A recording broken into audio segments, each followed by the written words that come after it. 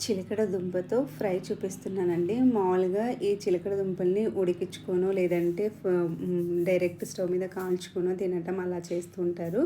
But ఒకసారి ఇలా fry కూడా చేసుకొని చూడండి, చాలా బావుంటుంది.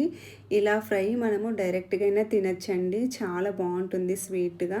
లేదంటే మనము అన్నంలోకి కూడా పెట్టుకోవచ్చు. మేమైతే పప్పు కాంబినేషన్‌లో తీసుకుంటామండి. బట్ పిల్లలైతే స్వీట్‌గా ఉంటుంది కాబట్టి డైరెక్ట్‌గా కూడా తీసేస్తారు. ఇందులో నేను ఏ మసాలా కూడా యూజ్ చేయనండి. చాలా సింపుల్ వేలో చూపించేస్తున్నాను. సో, చాలా బావుంటది. ఒకసారి ట్రై చేయండి. సో, దీనికోసం ఇందాక చూపించినట్లు మనము పీల్ తీసేసి తరుక్కోవాలి స్వీట్ పొటాటోని. అలా తరుక్కున్న వాటిని ఇలా పాన్‌లో ఆయిల్ ఏసేసి జీలకర్ర వేసుకొని వేగిన తర్వాత మనం తరుక్కున్న ఈ స్వీట్ పొటాటో పీసెస్ కూడా వేసుకొని ఒక్కసారి నీళ్లు చిలకరించి, ఎక్కువ కూడా అవసరం లేదండి. జస్ట్ ఒక కింద అడుగంటకుండా చిలకరించినానంతే. తర్వాత మనం మూత పెట్టేసుకొని మగ్గించుకోవాలి. అలా మధ్య మధ్యలో కలిపెట్టుకుంటూ చూసుకోవాలండి.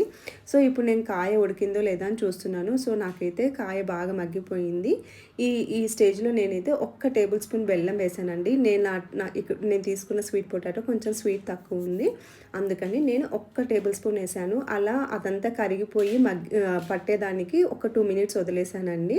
తర్వాత పుట్నాల పప్పుల పొడి చేసుకుంటాం కదా మనము, పుట్నాల పప్పులు, ఉప్పు, కారం వేసుకొని ఆ పప్పుల పొడి నేను పైన చిలకరించాను. మీకు ఒకవేళ ఆ పొడి ఏంటో తెలియకపోతే జస్ట్ పైనుంచి ఉప్పు, కారము, పుట్నాల పప్పుల్ని కొంచెం మిక్సీ వేసినా సరిపోతుందండి. జస్ట్ సింపుల్‌గా ఇలా చేస్తే చాలా బావుంటుంది.